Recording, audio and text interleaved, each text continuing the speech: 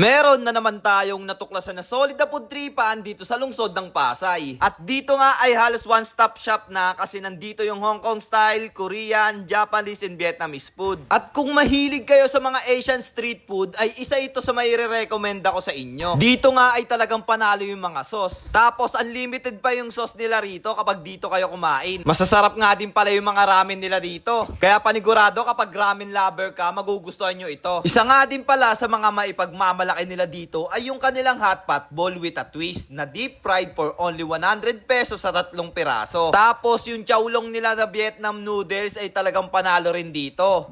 Kita-kita tayo dito sa Asian Style Street Foods by Tim and Dries sa 4th Street, corner 5th Street sa Villamor, Airbase, Barangay 183, Pasay City. Nag-open kami from 9 a.m. to 10 p.m. Meron kaming ramen dito na sobrang mura.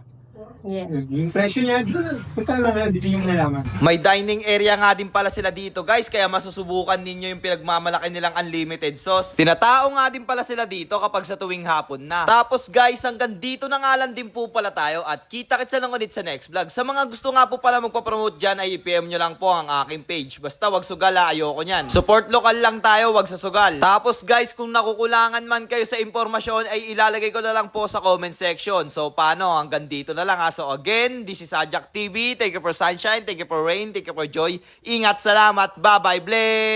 So ito naman yung chowlong nila guys.